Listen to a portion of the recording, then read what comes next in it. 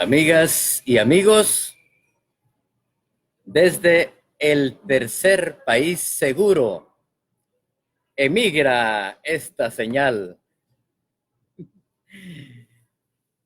Empezamos con letras en directo desde la librería Sofos en zona 10, Ciudad de Guatemala. Y aquí está ya con nosotros Pablo Bejarano. ¿Cómo estás, Pablo? Muy bien, Rómulo, gracias por la invitación y también gracias a todas las personas que van a estar en sintonía. Esperamos que la plática nos deje satisfechos. Pues sí, y ya comienzan a aprenderse ahí, mira. Superior, bienvenida a toda la mara a Letras en Directo.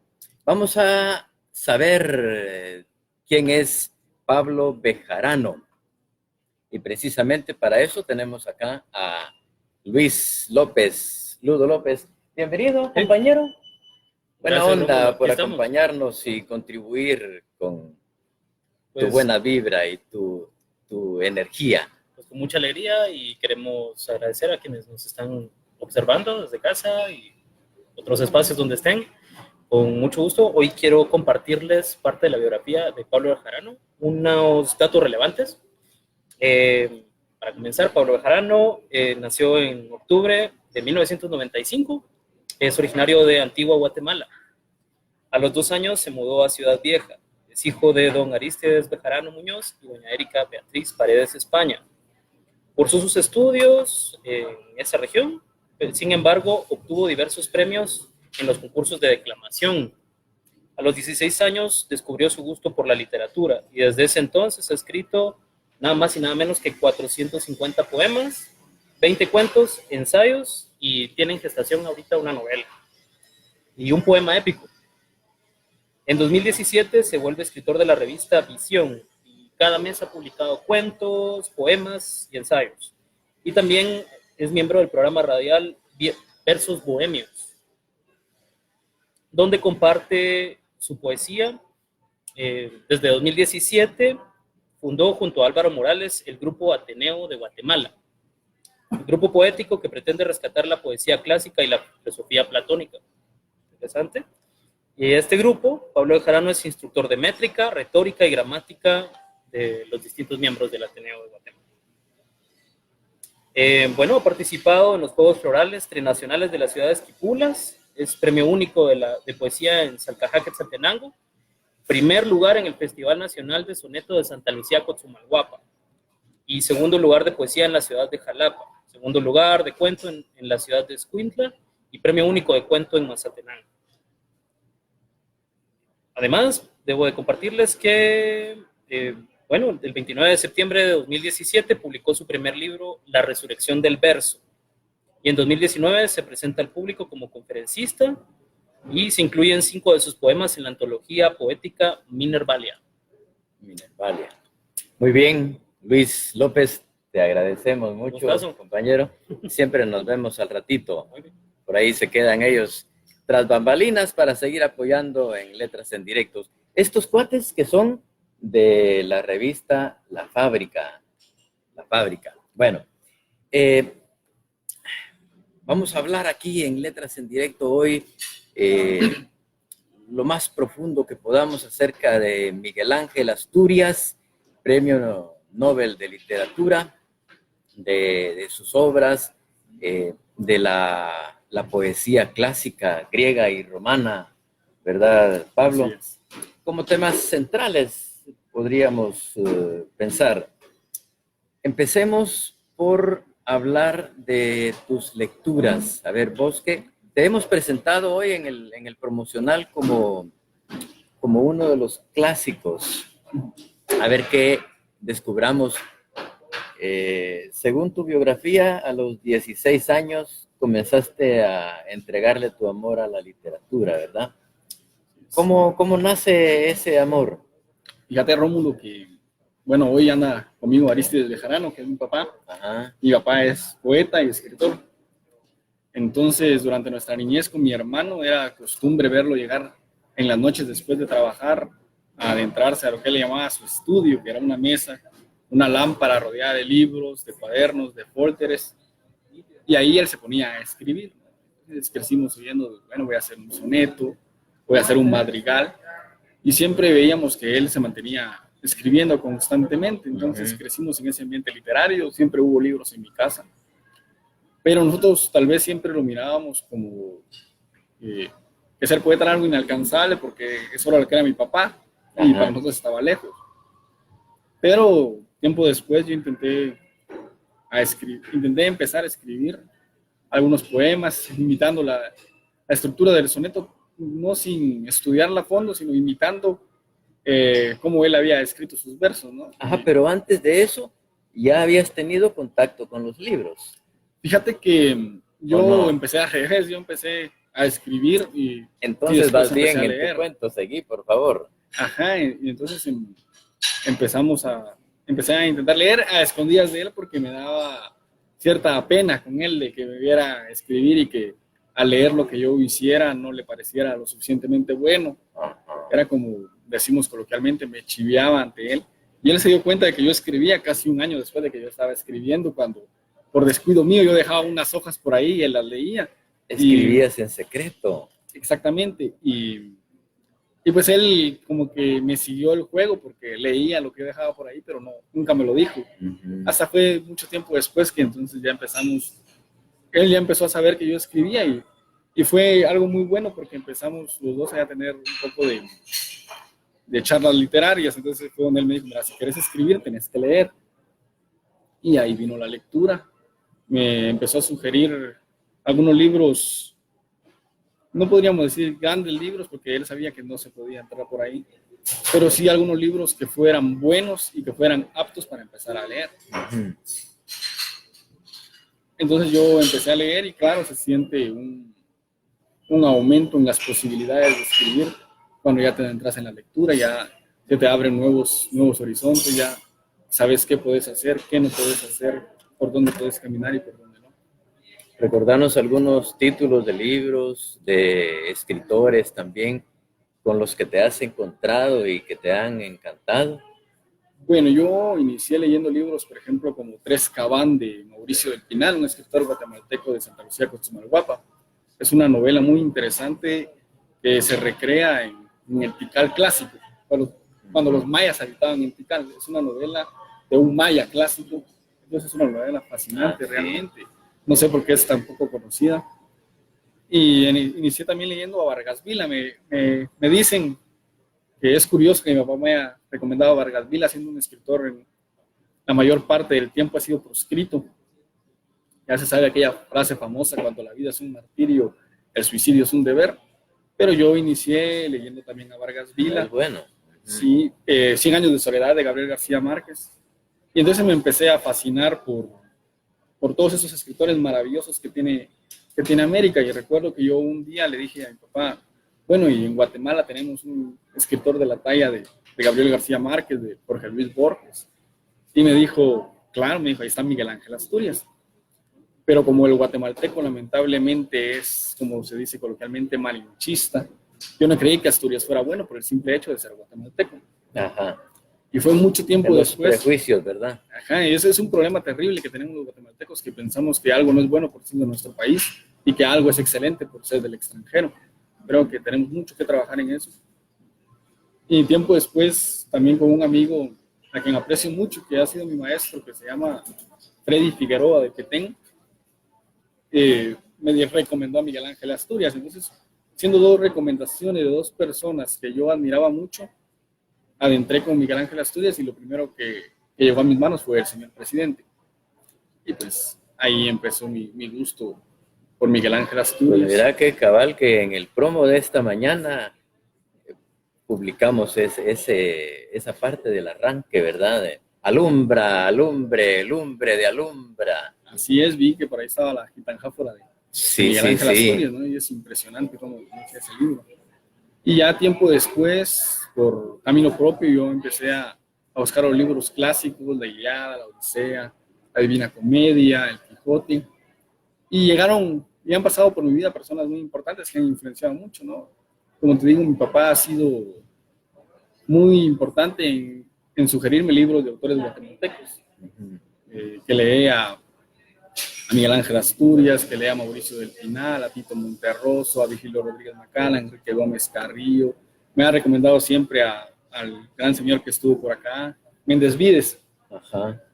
Y tiempo después, como te digo, yo ya encaminado en la literatura clásica griega, también coincido con Álvaro Morales, que fue o ha sido de gran ayuda en sugerirme libros clásicos, las obras de teatro de Esquilo, de Sófocles, de Eurípides, y en el caso de Freddy Figueroa ha sido una gran ayuda en la parte técnica de la poesía, de escribir la poesía. Entonces he tenido con la suerte de coincidir con personas que conocen o que se han hecho expertas en diferentes ramas de la literatura y que me han dado a mí un poco de eso, y para tener una vista un poco panorámica de la literatura. Más amplia, ¿verdad? Bueno, en tu biografía dice que empezaste declamando, que te ha encantado la declamación. Sí, en el colegio, en la escuela, no sé dónde. Sí, definitivamente la declamación sí la practico desde los 7 años, también por influencia de mi papá, que es un gran declamador. Yo siempre he querido declamar como él, nunca he tenido su voz, pero en cada concurso, cada año de la escuela donde yo estudiaba, participaba en declamación. Casi siempre ganaba, me recuerdo.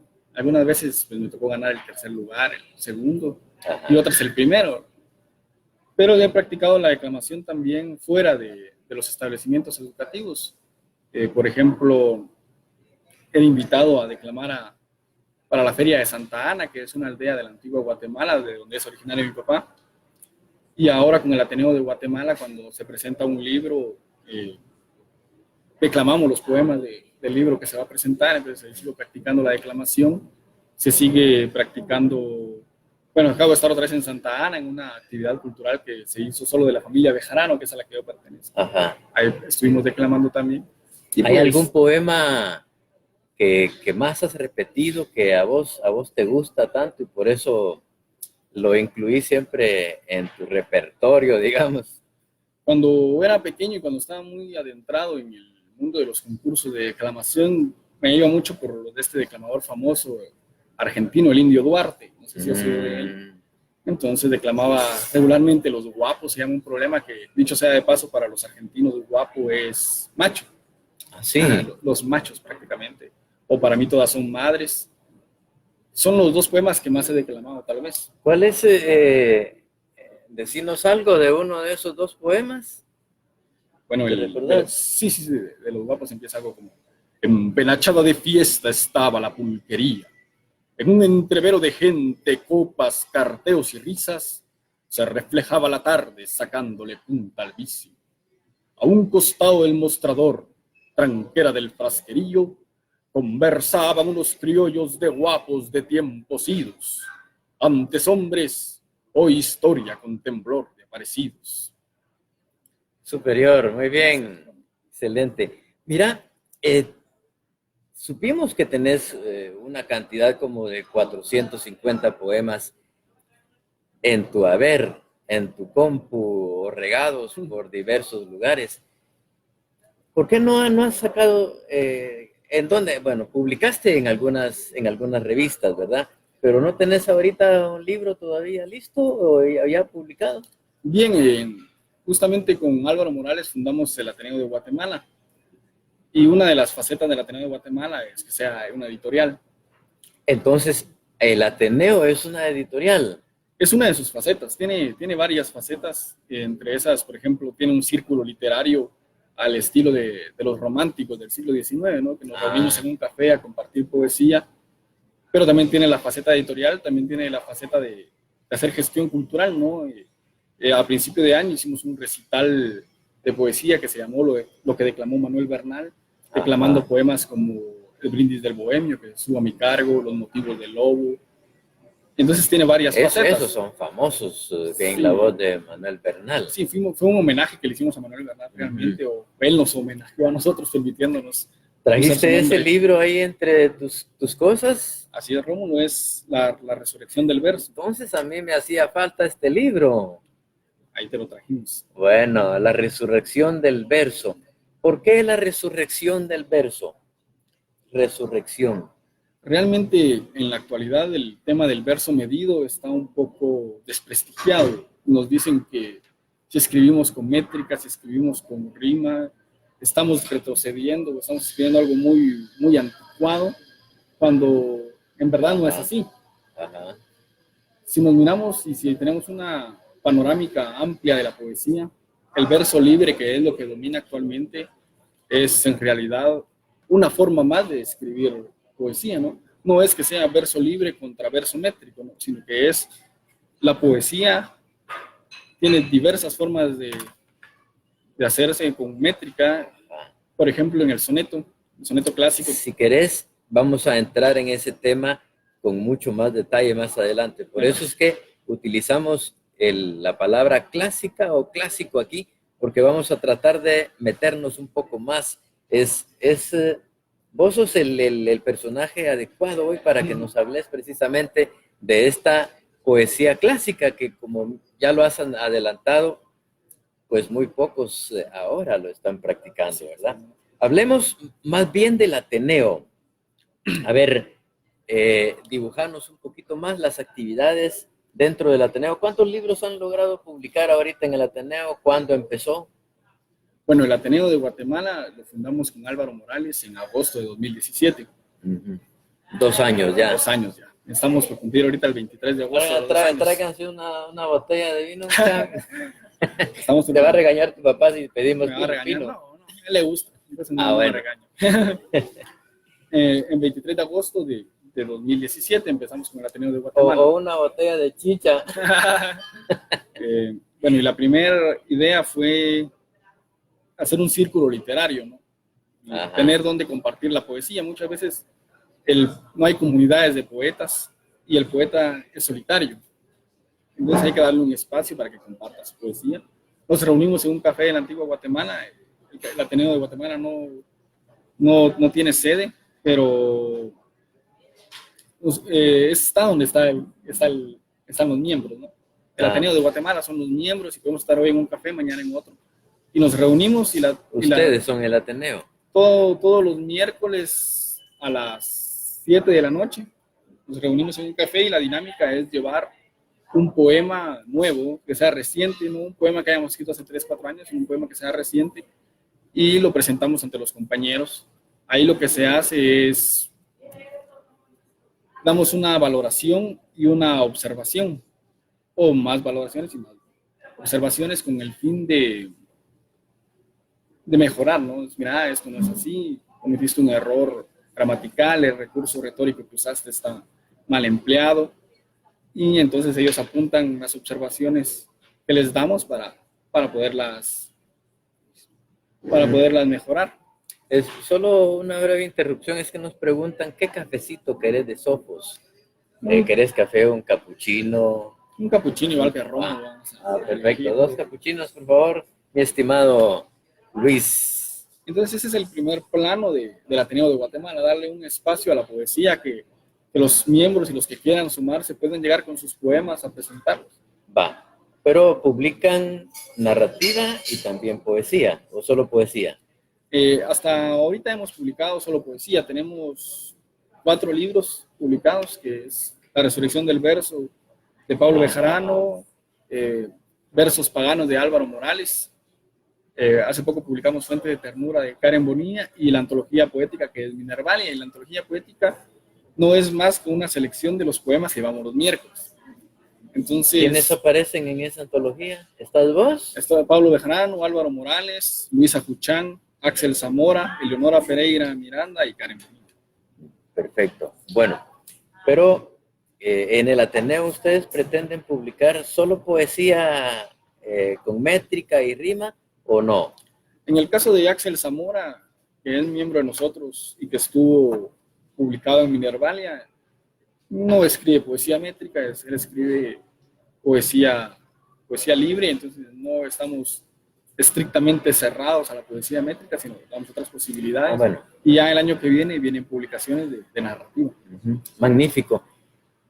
Te vi por ahí que creaste también una página para comentar o publicar fragmentos sobre Miguel Ángel Asturias. ¿Cómo se llama la página? Miguel Ángel Asturias. Miguel Ángel Asturias. ¿Desde cuándo la tenés? La hice aproximadamente hace unos 4 meses porque me enojó hasta cierto punto poner Gabriel García Márquez en Facebook y te tira grupos con 500,000 miembros, pones Jorge Luis Borges 400,000 miembros y el único grupo que había de Miguel Ángel Asturias no pasaba de 25. Entonces decidí hacer uno para irlo proyectando y que vaya creciendo poco a poco. Ya llevamos cerca de 100 miembros, que no es mucho, pero como se sabe, pasando de una cantidad empieza a aparecer más en el inicio de Facebook y seguramente van a llegar más. Indudablemente, tiene que ir creciendo poco a poco y mientras se va modificando y va evolucionando, ¿verdad?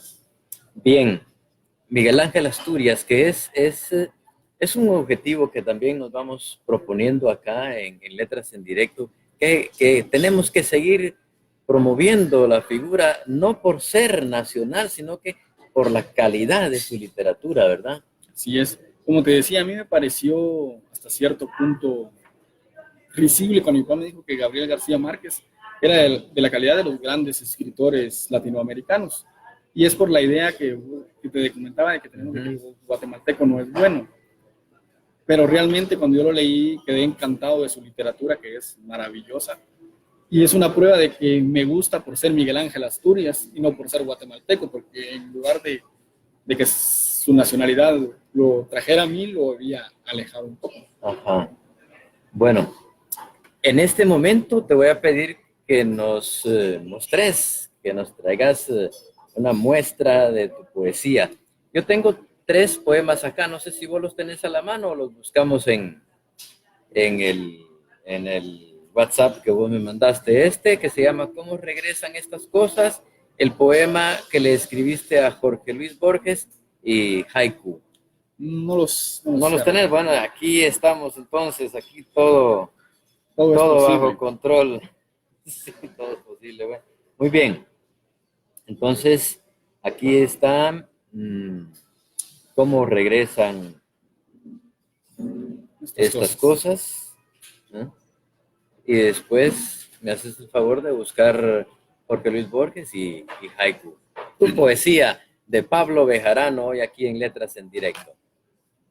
Has visto cómo vuelven tras la tarde la luna que dormía bajo el mundo, cómo regresa el pájaro errabundo al lugar donde el sol de nuevo arde.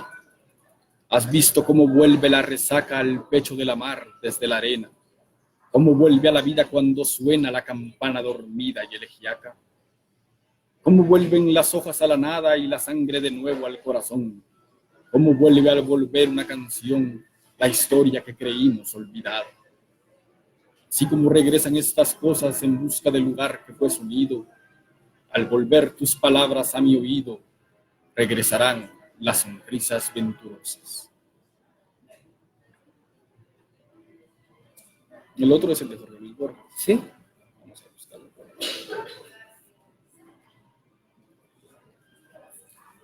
Y es lo que te digo un poco, que el de Jorge Luis Borges es un poema sin rima, precisamente. Muy bien. Jorge Luis Borges. Sentado con los ojos en la noche y la mano gentil en el bastón, con la voz melodiosa como trino y millares de libros en la mente, se encontraba el maestro platicando como fuente inmortal de inteligencia.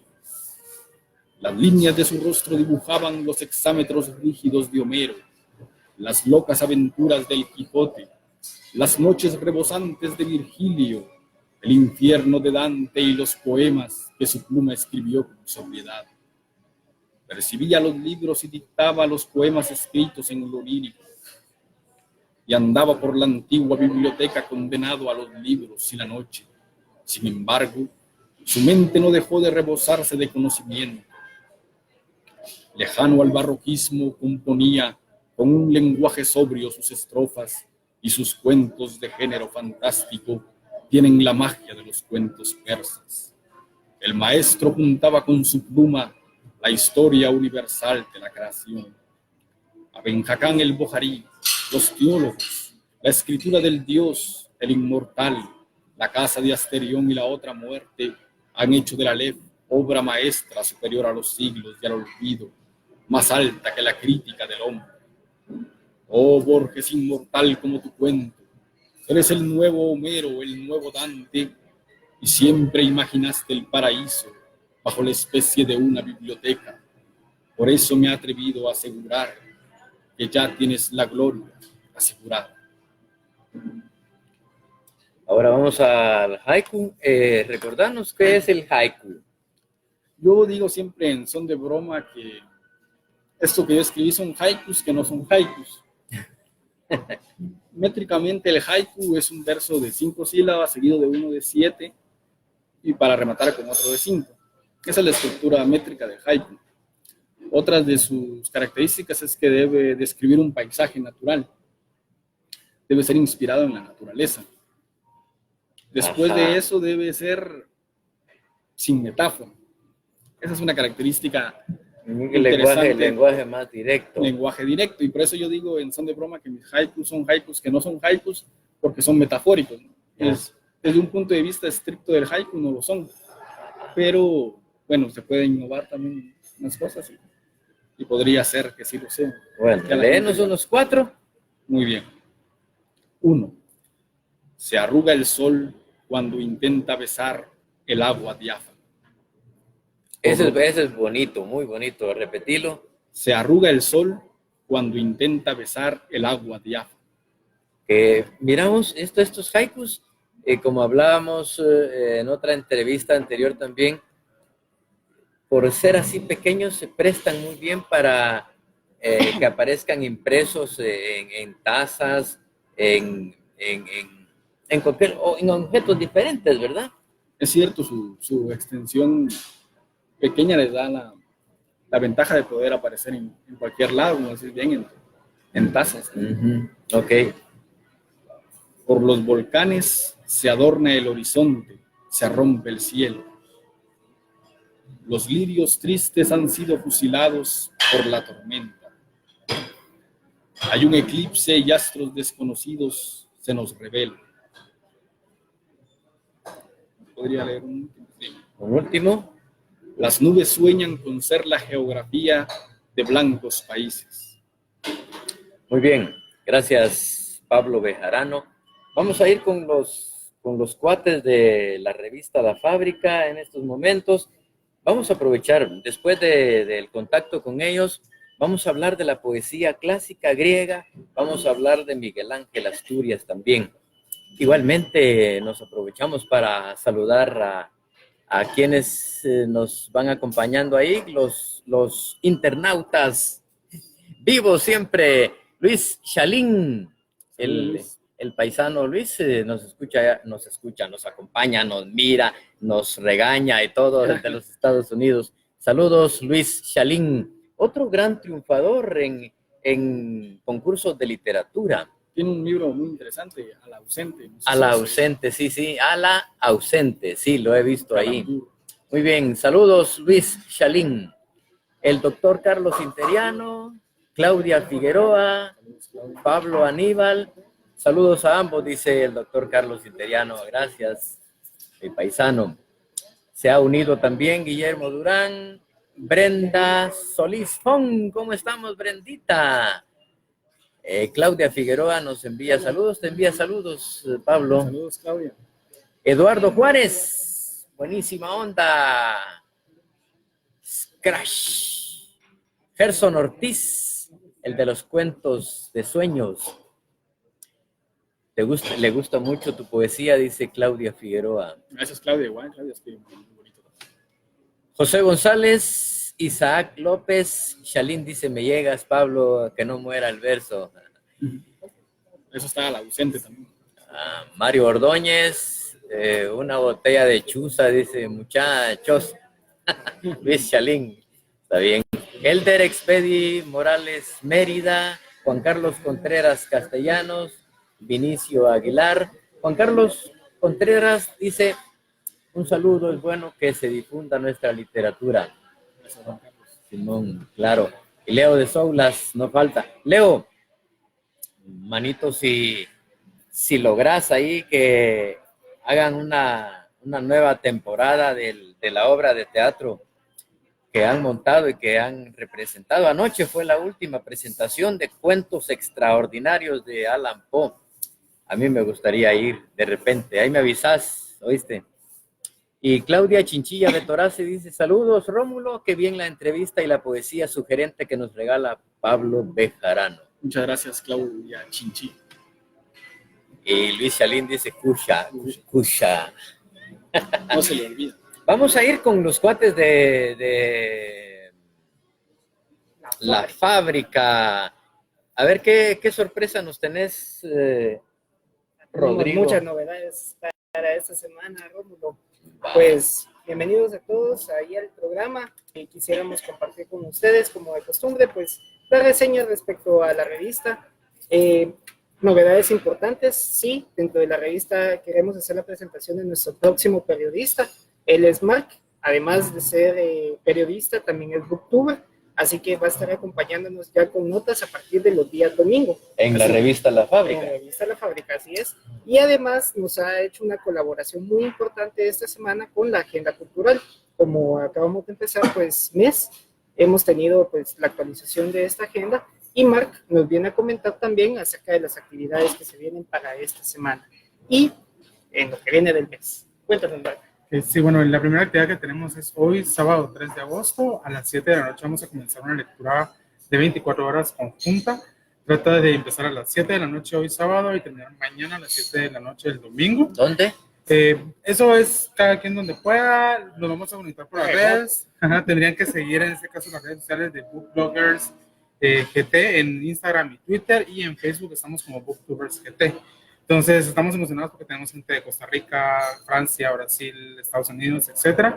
La idea en este caso es unirnos como comunidad lectora juvenil, porque la mayoría leemos juvenil, y utilizando el hashtag leyendo con Guate. Entonces eso es como un soporte, digamos así, de los demás países hacia nosotros como Guatemala, como en defensa a la cultura aquí guatemalteca. También, y eso fue algo que se nos ocurrió ya después, viendo la situación, por ejemplo, en este caso política del país, también queremos como hacernos sonar en ese sentido, ¿verdad? De que una sociedad sin literatura, sin cultura, sin arte no sale adelante. Entonces ese es el propósito de esta actividad. Empezamos, como les digo, yo termino aquí a las 6:30 de trabajar y a las 7 en el bus comienzo mi lectura. Entonces, para que podamos como congeniar entre los lectores, síganos en nuestras redes sociales. De igual manera me encuentran a mí como Bookmark Channel en Instagram, Twitter y Facebook también. Y la otra actividad que tenemos es que vamos a comenzar un club de lectura, que es un club de lectura nómada. Entonces estamos como lectores nómadas en Instagram nada más, y es un club de lectura que se va a hacer el último domingo de cada mes. El propósito de este es que la gente pueda conocer espacios literarios. Por ejemplo, el primer club de lectura vamos a hacer el 25 de agosto, que va a ser en una cafetería, o sea, barista, de Galerías Prima, correctamente. Entonces vamos a estar ahí hablando sobre el libro El Nigromante de Pablo Estrada. Vamos a empezar con literatura guatemalteca. Entonces son 3 meses de literatura guatemalteca, luego vamos a irnos por poesía, por diversidad de temas, y es también como mostrar un poco la diversidad de literatura que hay, que no nos encerremos en solamente un género literario, ¿verdad? Y es muy bueno para conocer autores que están saliendo en este momento, porque son autores jóvenes también, ¿verdad? Sí, en este caso lo que queremos también hacer es como hacer eso, sacar el monopolio que hay como de la literatura guatemalteca, en la cual estamos solo en poesía o solamente en narrativa sobre el conflicto armado, y que vean la diversidad que tenemos aquí como literatura guatemalteca, como lo mencioné. Sí, es. Entonces, sí, como comentó Rodrigo, yo soy booktuber, hago actividades, esto es lo que hago, de hecho, actividades, entrevistas con autores, escribo también un poquito de poesía. Pero, y esta es su bienvenida oficial para la revista, que es La Fábrica, ¿verdad? Entonces, a partir de mañana él va a poder estar subiendo ya esta información dentro de la revista y para ustedes también, ¿verdad? Sí, gracias. Muy bien. Un anuncio más, solamente para terminar lo de la revista, pues el día de mañana pues empieza Mark a subir algunas notas siempre relacionadas con literatura, y además las reseñas de la semana. Hemos tenido la colaboración de la nota de Fiorella Linda Gutiérrez Lupinta, quien desde Perú incluso ha estado presentando en esta semana el libro de su segunda edición, Los Caminos de Florencia. Una excelente recomendación para quienes puedan acercarse al texto. Yo creo que hasta de manera digital. Es un excelente libro. Además, Henry Vargas estuvo subiendo notas respecto a Shingeki no Kyojin. Para quienes les encanta el anime, como es de costumbre, las animaciones no faltan con Henry y las reseñas que él tiene de opinión sobre esto. También tuvimos la colaboración de Carmen Tocay respecto a un tema muy importante, que es el de Ayuno, que es un poema realizado por la guatemalteca Magdalena Espínola. Es un texto maravilloso, erótico y que tiene, pues, de paso, una crítica muy interesante y deconstructiva respecto al asunto. Y por último, tuvimos también la subida del texto de Revolver, que es del escritor guatemalteco Pablo Lemus Valencia. Se trata de un texto que en realidad es un poemario, un conjunto perfecto y muy ad hoc para la lectura de los autores que están en este momento en el área. Así que yo me tomé la molestia de hacer la lectura del libro y es excelente, se lo pueden ver por ahí. Volvemos con nuestros colaboradores de siempre, Rómulo, y en este caso el invitado, Pablo. Muy bien, gracias Rodrigo Villalobos. Volvemos exactamente aquí con Pablo Bejarano para continuar esta charla. Vamos a entrar, como habíamos anunciado, con la literatura, más bien la poesía clásica, ¿verdad? De Grecia y de Roma. ¿Qué antecedentes históricos pues, podemos meter acerca de esta literatura, de esta poesía? No es la primera, ¿verdad? Antes de los griegos ya había algo probablemente, pero los griegos cimentaron esta categoría, este género.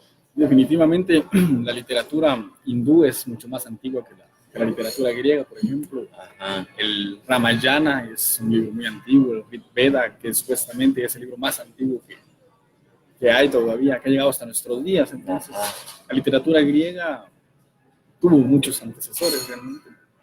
Se cuenta, por ejemplo, que el Ramayana influyó mucho a la Odisea y a la Ilíada. Pero como bien decís, en Grecia se cimenta, hubo una generación increíble de hombres, de letras y de filosofía en Grecia, unos tras otros, todos juntos. Estaba Esquilo joven escribiendo, cuando Esquilo empieza a envejecer aparece Sófocles, cuando Sófocles empieza a envejecer aparece Eurípides, y es una secuencia de generaciones de hombres realmente superdotados. Bueno, y estás mencionando hombres y entrando plenamente en la poesía, tenemos que mencionar a la gran Safo, ¿verdad? A Safo de Lesbos, claro, sí. Y que, ¿sabes qué? Hablando de Safos, precisamente buscando en determinado momento yo de dónde venía la palabra lesbiana, me llevó a Safo y Safo me llevó a Lesbos, que ella era de allí y por esa razón de ahí se deriva el nombre, la palabra lesbiana, ¿verdad? Realmente, bueno, existían las escuelas de arte y filosofía en Grecia, estaba la escuela platónica, por ejemplo, pero la mayoría tenía hombres. Entonces Safo decide abrir un espacio para practicar artes con mujeres, ¿no? Y si las escuelas eran solo de hombres, ella decide que las suyas sean solo de mujeres y esta escuela es en la isla de Lesbos. Entonces ahí vivían solo ellas y cuando se referían a ellas decían las lesbianas, los habitantes de Lesbos. Mucho se especula si Safo realmente era lesbiana, si gustaba de las mujeres o no, pero no se sabe a ciencia cierta. Es un rumor, ¿verdad? Es un rumor porque se le atribuye un romance con un hombre, entonces qué tan lesbiana haya sido no es certero. Bueno, ¿qué otros autores grandes podemos mencionar? De Grecia, separándolos, y los romanos posteriormente, porque ese es el orden, ¿verdad? Cronológico. En Grecia está el inconmensurable Homero, ¿no? Que es el padre de la literatura y que escribe la Ilíada y la Odisea, que para mí son los dos libros más influyentes en toda la literatura que vino después de Grecia. Tenemos a los dramaturgos por excelencia, Esquilo, a Sófocles, a Eurípides, el fabulista Esopo, estaban los poetas Hesiodo, Anacreonte. Es una cantidad increíble de poetas que hubo en Grecia. Ahí está también Meleagro, Safo, son prácticamente incontables los que hay. ¿Qué podemos decir de Virgilio, ese guía en la Divina Comedia que utilizó Dante Alighieri? Bueno, cuando Grecia deja de ser Grecia, se termina con Sócrates, ¿no? Cuando matan a Sócrates, ya Grecia empieza a decaer, empieza a surgir, como es siempre el orden de la naturaleza, cae un imperio y empieza a surgir otro, empieza a surgir el gran imperio romano. Y Roma adopta la mitología griega, no solo cambiando los nombres a los dioses. Zeus se vuelve a Júpiter, Helio se vuelve a Apolo, Atenea se vuelve Minerva, pero toda la mitología viene siendo la misma, ¿no? Ulises es en realidad el Odiseo griego, y viene Virgilio, que es un poeta que empieza a tener éxito en Roma, escribiendo las bucólicas y las bucólicas principalmente, y las églogas, y es llamado por el emperador actual y le pide que haga una obra de la magnitud de la Ilíada y la Odisea para justificar el origen divino hasta cierto punto de Roma, ¿no? Y entonces Virgilio empieza a gestar la Eneida.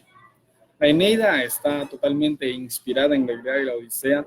De hecho, está escrita en dos partes prácticamente, que una replica la Odisea, cuando es todo lo que narra de la huida de Eneas, cuando sale de Troya, y pasa cosas muy similares a las que pasa Odiseo. Él también pasa con las sirenas, él también pasa con Circe, con Caridis, con Polifemo, y llega...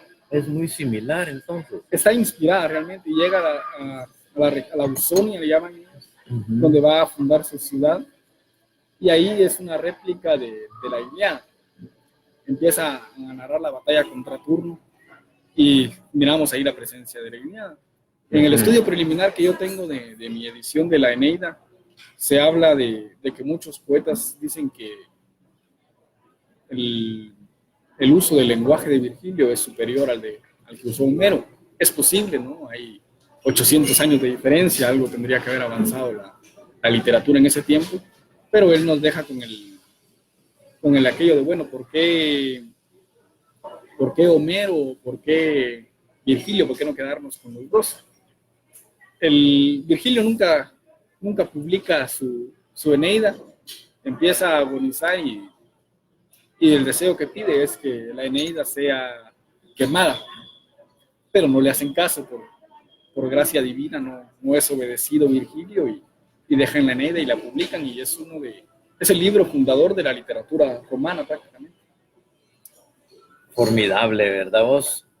Y bueno, de ahí entonces la poesía se mantiene con esa estructura, con esas formas.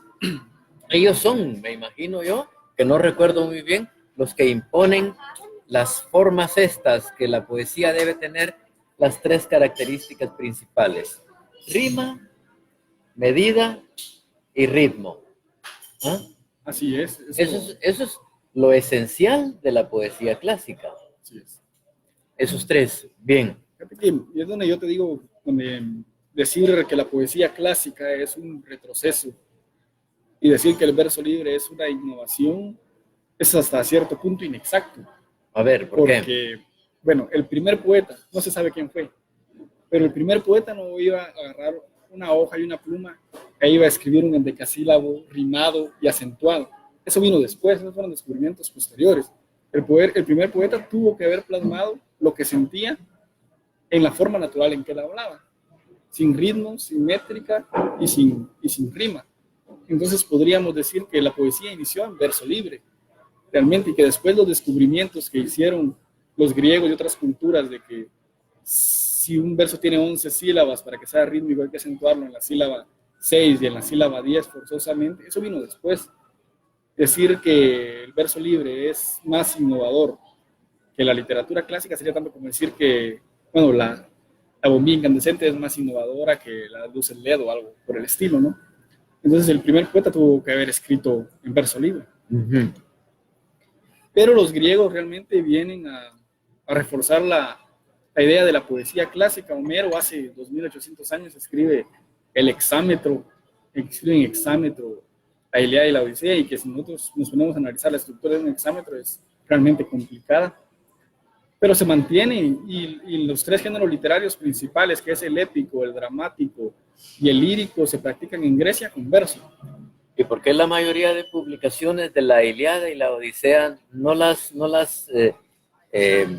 traducen con esas medidas, sino que aparecen en forma de prosa? Porque en la traducción lo que se busca es conservar la esencia de lo que se dice, más que el ritmo, ¿no? Lo importante de ahí son los datos históricos que nos dan, los acontecimientos que nos revelan, y muchas veces por cuidar en la traducción la medida, vamos a descuidar lo que realmente quiere decir el poeta, y no se trata de eso. Ahí debe prevalecer la esencia de la obra más que la estructura. Muy bien, hablemos un poco más de la forma de la poesía clásica. Las licencias, en la poesía clásica se utilizan las licencias. Cuando vos construís un verso, por ejemplo, tenés que ver que tenga la misma cantidad de sílabas, igual que los siguientes versos, dependiendo también del tipo de poema que estés desarrollando, ya sea que sea un soneto u otra clase, ¿verdad? Pero ¿cuáles son las licencias? Contanos, recordanos. Bueno, a la hora de escandir un verso, las licencias principales son la sinalefa, el hiato, la sinafía, la sinéresis, la diéresis y la ley de compensación, que es una de las más importantes. Danos unos 2 ejemplos. Bueno, la ley de compensación es una licencia poética, o más que licencia, una norma poética que habla del último acento del verso. Siempre debe caer el último acento del verso en la penúltima sílaba, nunca en la última ni en la antepenúltima. Y de eso viene que cuando un verso termina en palabra esdrújula, el acento final aparentemente está en la antepenúltima, pero en métricas se omite el conteo de la sílaba de en medio y se cuenta prácticamente solo la última sílaba acentuada y la última sílaba de la palabra. Entonces, un verso en decasílabo, por la ley de compensación, se debe dejar si termina en una palabra esdrújula de 12 sílabas. Y si termina en una palabra aguda, de 10, porque se le suma una en el conteo. La sinafía es prácticamente una sinalefa entre versos. La sinalefa es cuando 2 vocales unen su sonido para formar uno solo dentro del verso. Pero cuando ese fenómeno se da entre la última palabra de un verso y la primera palabra del siguiente verso, se llama sinafía. Bien, ¿a qué atribuís vos el hecho de que la mayoría de jóvenes actualmente prefieran bueno, yo también lo prefiero, escribir libre? ¿Por qué crees vos que se da esa preferencia? Porque nos han dicho que la métrica apresa la inspiración, ¿no? O la creatividad, cosa que yo no lo creo realmente. Yo conozco amigos que escribían verso libre y que después de ser instruidos y después de agarrar práctica en escribir verso medido, se han quedado con eso, porque la práctica hace maestro, dice el dicho popular, y cuando llevas bastante tiempo escribiendo en decasílabos, octosílabos, decasílabos, te salen con naturalidad ya, ¿no? A veces a mí me pasa que cuando pienso un poema ya lo pienso medido, y creo que es parte de la práctica. Entonces ya cuando tenés esa práctica no sentís que se te vaya a apresar la creatividad. Tal vez en las primeras ocasiones. El hecho de que para ajustar de 11 sílabas un verso, tenés que buscar 2, 3 palabras, reducirlas o prolongarlas. Dará la posibilidad de que pierda un poquito el contenido, el sentido, lo que el poeta quiere decir. En mi opinión, no, porque como te digo, cuando uno agarra un poco de práctica, ya los versos surgen así con naturalidad, ¿no? Y también es importante saber que la mayoría de poetas famosos que conocimos hasta finales del siglo XX, escribieron todos con métrica, aunque pareciera que no, porque no sé por qué, pero Pablo Neruda, por ejemplo, escribía un verso en decasílabo y en la publicación aparecían 3 renglones, ¿no? Pero, por ejemplo, dice un verso en un poema que aparentemente es verso libre, que dice: mis ojos se han gastado en tu hermosura, que aparecen mis ojos, se han gastado en tu hermosura. Pero cuando lo escandiza realmente un endecasílabo, como todos los versos que están también en ese poema. Igual un poema de Miguel Ángel Asturias que dice: me sueñas, ya lo sé, pero tan lejos que ya no puedo ser el que tú sueñas. Aparece como que si fuera verso libre, pero cuando uno lo toma y empieza a escandir, todos los versos son endecasílabos. Entonces es importante ver también que todos estos poetas que aparentemente fueron muy innovadores nunca abandonaron el verso menudo. Bien, ¿y vos has escrito algunos poemas libres? Sí, he escrito algunos, Sí. Tengo algunos por ahí guardados, los he de tener, pero cuando quiero abandonar el verso me dedico más a escribir cuentos. Ajá. Escribo cuentos y bueno, trato la manera de que el cuento tenga una dosis de poesía también en su narrativa. Lo he notado y no sentís que tenés, a mí me pareció o es una ilusión porque nos toca que hablar de Miguel Ángel Asturias, haberme parecido que tratás de utilizar las figuras literarias también un poco similar a Miguel Ángel Asturias en tus narrativas. Pues no me parece. No sentís esa inclinación. Lo digo porque yo creo que el estilo de Miguel Ángel Asturias es inimitable y no creo que esté en mis capacidades siquiera hacer algo parecido a lo que él haya escrito. Bueno, ¿qué has leído de Miguel Ángel Asturias? Bueno, la mayoría de libros más conocidos: Leyendas de Guatemala, Hombres de Maíz, El Señor Presidente, El Espejo de Herida Sal, El Alajadito, Torotumbo, Weekend en Guatemala, Maladrón, que es una novela increíble, Fragmentos de Cien de Alondra, Viento Fuerte, varios ya. Muy bien, vos. Que lo tenía todo. Es extraordinario, vos sos entonces un gran seguidor de Miguel Ángel Asturias. Sí. Entonces, como Miguel Ángel Asturias se encuentran el sitio que están manejando, Miguel ¿verdad? Ángel Asturias tiene una foto donde Miguel Ángel Asturias va caminando por las calles de París. Muy bien. ¿Cuál de estos libros crees vos que es esencial, uno o dos, para los guatemaltecos, que todos deberíamos de haber leído ese libro? Mira, te voy a decir dos que estén fuera de los tres clásicos que conocemos, que son Leyendas de Guatemala, Hombres de Maíz y El Señor Presidente. Son los tres libros de Asturias que nos venden y enhorabuena que nos lo vendan porque son maravillosos realmente. Pero para proyectar más la literatura de Miguel Ángel Asturias y que también se sepa que escribió otras cosas, voy a sugerir dos libros que no sean esos tres. Uno es Mulata de Tal. Mulata de Tal tiene todo lo mágico. Sí, es tremendo, ¿no? En la mitología guatemalteca al 100%. Y el otro que todavía me peleo yo conmigo mismo si es mi favorito es Hombres de Maíz, es Maladrón. Maladrón es un libro increíble ubicado en la conquista española. ¿De qué trata Maladrón?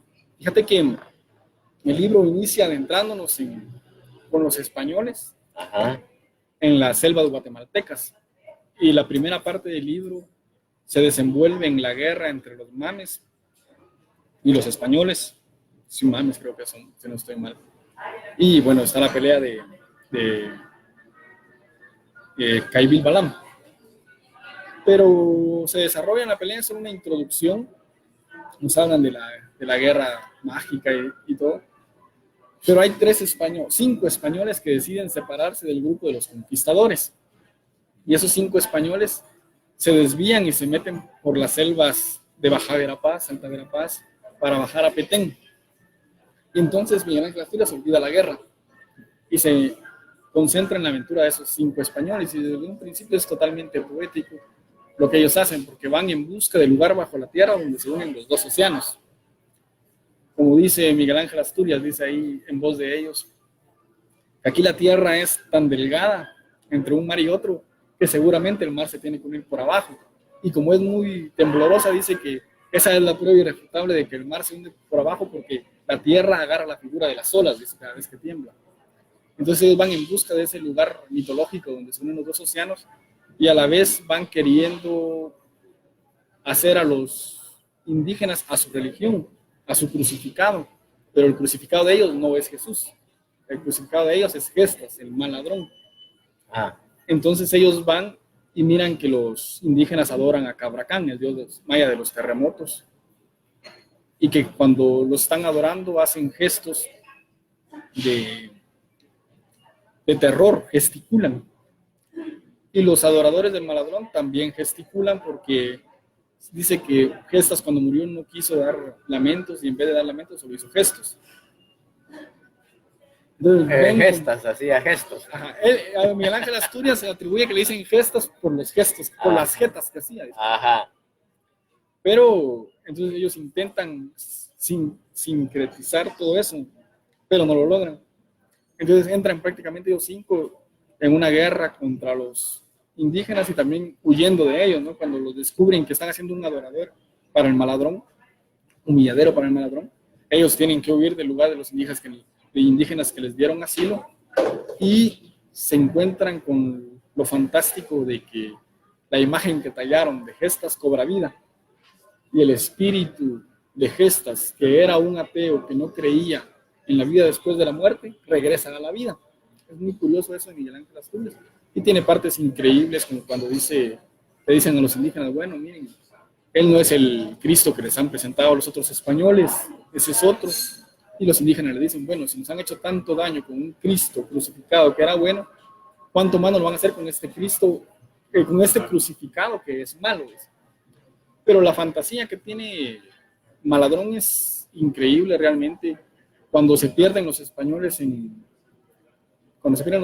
la selva, les dice Titilic, que es la que va con ellos, que si quieren salir deben sudar ojos de araña y que esos ojos de araña los van a guiar por los intrincados caminos de la selva. Entonces buscan tarántulas, se dejan picar y la fiebre que les produce el veneno de la tarántula los hace sudar ojos de araña.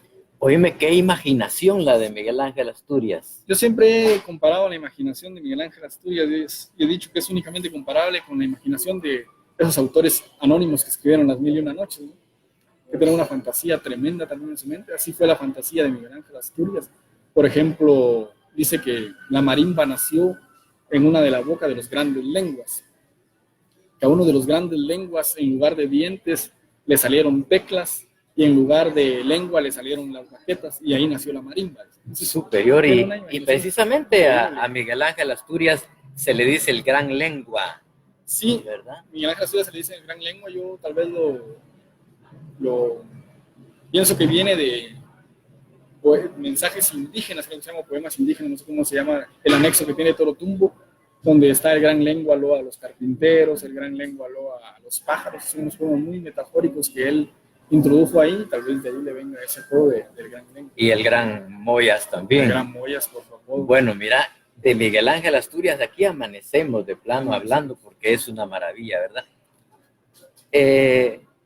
Leyendas de Guatemala fue su primera publicación, sí, ¿verdad? Fue la primera publicación seria realmente. Y la hizo viviendo ya en Francia. La hizo viviendo en Francia. Había hecho otras como Rayito de Estrella. Yo tengo una antología que se llama Sinceridades, que la hizo Epaminondas Quintana, un gran amigo de Miguel Ángel Asturias. Ahí hay publicaciones como El Toque de Queda, Las Muchachas de la Vecindad, El Toque de Ánimas, perdón, Las Muchachas de la Vecindad, que son publicaciones que él había hecho antes de Leyendas de Guatemala, pero no tenían la calidad de Leyendas de Guatemala y tampoco tuvieron la difusión. Es hasta 1930 que publica en Madrid, publica Las Leyendas de Guatemala. En Madrid. Y que la traducen en Francia y donde explota en éxito. Y hay unos cuentos, unas leyendas ahí, pero realmente maravillosas. La tatuana, a la tatuana se le llama la tatuana porque ¿cómo se llama? El señor Almendro le traza un tatuaje, una barquita, y le dice, ella que está en prisión, métete en esa barquita que te he tatuado y cierra los ojos, entra en él y vete. Y vete y escapa, sé libre. Vos y la leyenda La Máscara de Cristal. Eso es tremenda también, ¿no? Cuando las esculturas de piedra que él abandonó por ahí a esculpir en cristal cobran vida y se vengan del escultor matando en la cueva, en ese cerro donde están a mí me impresiona mucho, bueno, pero esta la Máscara de Cristal es del Espejo de Lida Sal. Y en el espejo de Lida Sal está la leyenda de la campana difunta. Ajá. Es una maravilla también. La leyenda de la campana difunta de la jovencita que, como no tiene joyas para dar y meter en el crisol, mete sus ojos y al final la campana, en lugar de tañer, emite los gritos de ella, los gritos de la mente. Es una imaginación maravillosa. Sí, Miguel Ángel Asturias es inagotable realmente a estas alturas todavía. Hay que leerlo y leerlo de adelante hacia atrás y de atrás hacia adelante. El señor presidente yo lo he leído 4 veces. Excelente. Fabuloso. Bueno, vamos a darle una visita acá a nuestra compañía, a la audiencia virtual. A ver quiénes se han unido. Neftalí Aldana, compartiendo la transmisión, dice Claudia Figueroa. Gracias, Claudia. Ya estamos retroalimentándonos con lo que nos gusta, dice Neftalí. Buena onda, Neftalí. Claudia Figueroa agrega la literatura sumeria también, desde luego.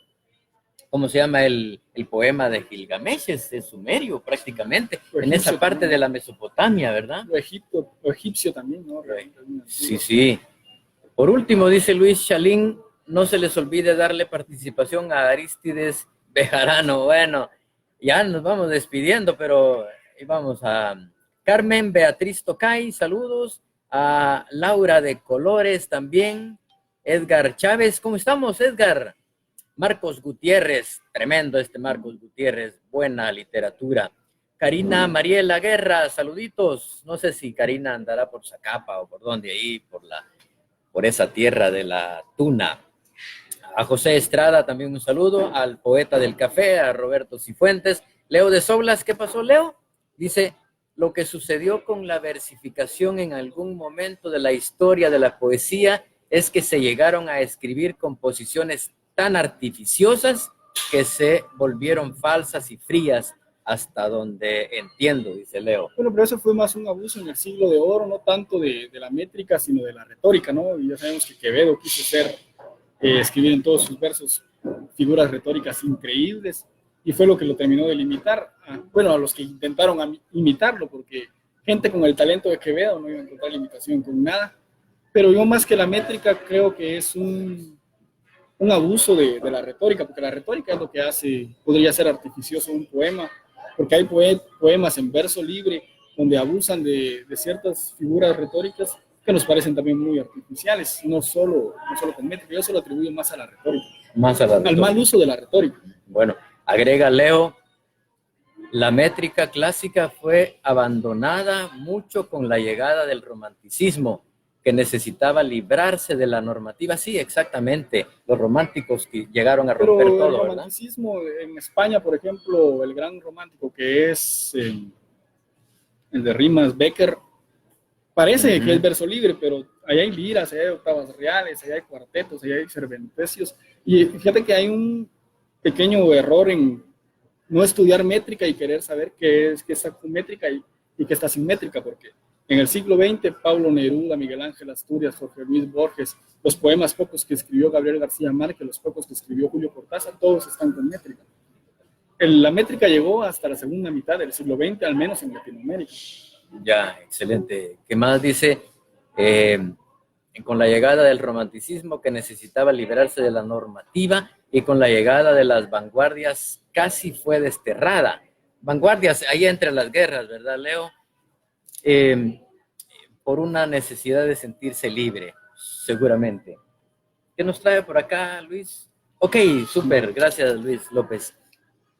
Giovanni Emanuel Cocholcá, hace rato no sé de vos, Giovanni, ¿qué ha pasado? ¿Cómo va la política, la poesía, tus letras?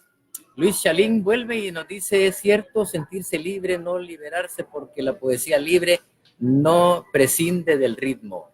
Fíjate que hay algo interesante en eso, y es que, por definición, el término verso libre no puede existir. A ver.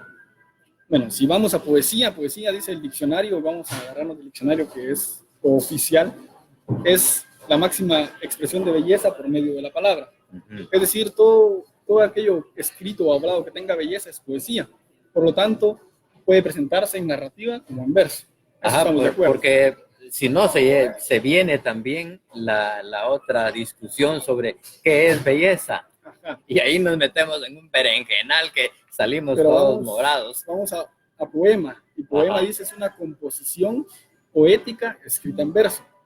O sea, el poema, para ser poema, quiere dos cosas: que tenga poesía y que tenga verso.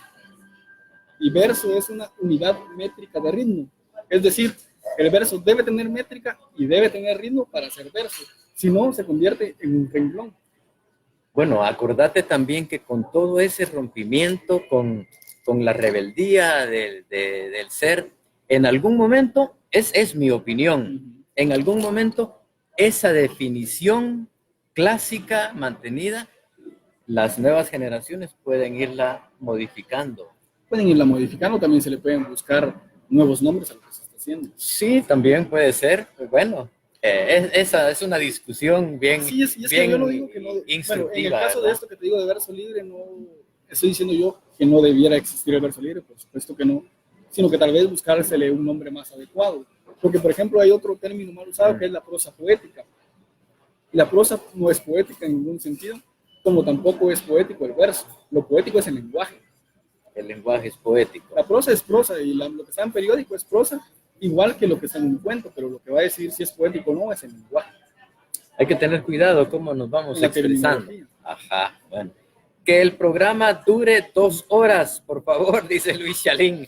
Muy pocos saben hablar de literatura. Excelente, Luis. Saludos también para Servio Tulio Argueta Salazar. Este amigo nos está sintonizando, nos está acompañando, supongo yo, allá en la Tierra Santa de Esquipulas. Servio Tulio dice, saludos cordiales, saludos cordiales. Y Leo dice, yo digo que la ruptura de la versificación clásica no implica que el poema pierda el ritmo. Bueno, no, Okay. no implica porque la narrativa también debe tener ritmo, ¿no? Y ahí ya entran otros elementos, tal vez superiores a la métrica y la acentuación rítmica. Sí. Bueno, ahí no. Estos chicos de la fábrica son pura energía superior. Vayamos a otros poemas tuyos. ¿Sabes qué? A mí me encantó ese poema que se llama El viento. El viento. Quiero pedirte que leamos El viento, que después del viento escojas vos el que querrás compartir para irnos despidiendo ya de la amable audiencia. Aquí está el viento, mira, captura el viento. Piquémosle, Rodrigo. Bueno, dice el viento, río que moja y quema por igual y que corre sin cauce por el mundo, que no se mira pero que se siente cuando se precipita en las montañas, inquieto derrotero de las aves oculto a la mirada de los hombres, liana donde las nubes se abalanzan de un cielo a otro cielo fulguroso, translúcida cascada que se vierte en la concavidad del infinito, escultor de montañas y de cerros, de olas inmaculadas y fugaces, mano invisible que acaricia el suelo y que se colorea con la tierra cuando fugaz se alza ante su paso para corroborar que está presente. Oh viento que en las noches dicembrinas sirves de barco al frío inenarrable, que embistes nuestro rostro y que nos peinas con tus dedos veloces, transparentes. Oh viento como aguja de reloj, vas contando la vida en el espacio, buscas bocas ajenas que te ayuden a silbar en las noches de misterio. Nos pruebas la existencia de las cosas que no podemos ver pero que existen. Si te ausentas parece que el ambiente quedara como mar que pierde el agua. Oh viento, eres el hálito de Dios, la fuerza de sus ojos cuando mira. Eres mano incolora que nos gusta, pero que a veces hiere con su fuerza.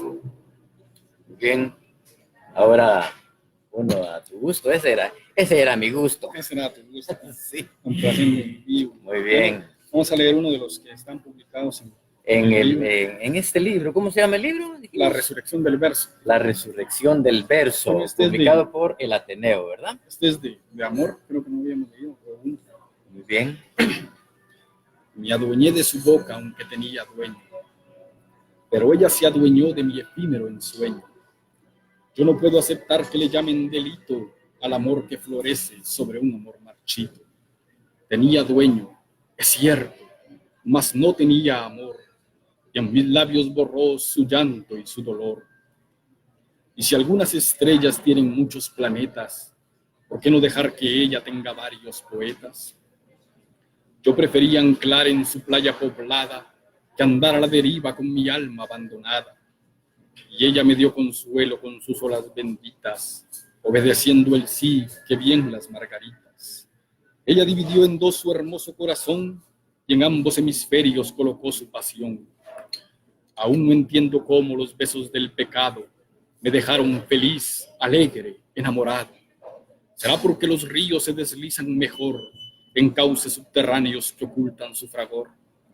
Ella tenía dueño y boca prohibida, y sin embargo ella gobernaba mi vida. Era también el fruto del árbol del Edén. Yo era su Adán y ella la Eva de mi harén. Yo no sé si es delito el amor compartido, si es pecado tener dos aves en un nido.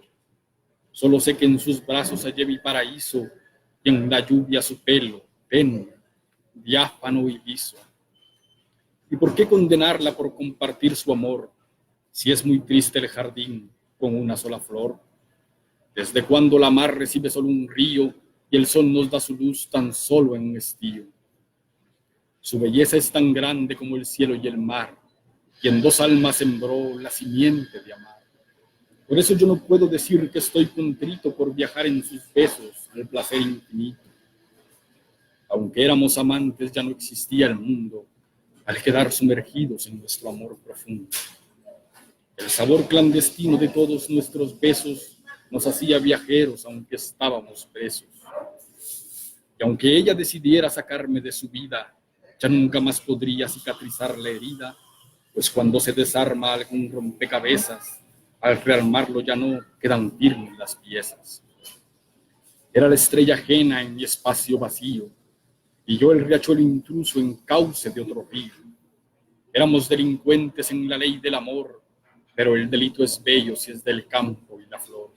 Sin embargo, la amaba y le era siempre fiel, aunque pasara todos los inviernos con él. Yo la amaba y no sé si ella me amaba a mí, si la flor con el viento comparte al colibrí. Era un amor arcano nacido en lo furtivo, y por bello y oculto resultaba nocivo. Era un amor manchado por un dolor ajeno, mas por ser de diamante se libraba del cielo. Ella ha sido inocente en este amor inviable, donde mi corazón es único culpable. Superior. Está en este libro La resurrección del verso de Pablo Bejarano. Te agradezco miles, Pablo, por tu presencia acá, por compartir tu conocimiento, por hacer poético este encuentro. Gracias, Rómulo, gracias por la invitación.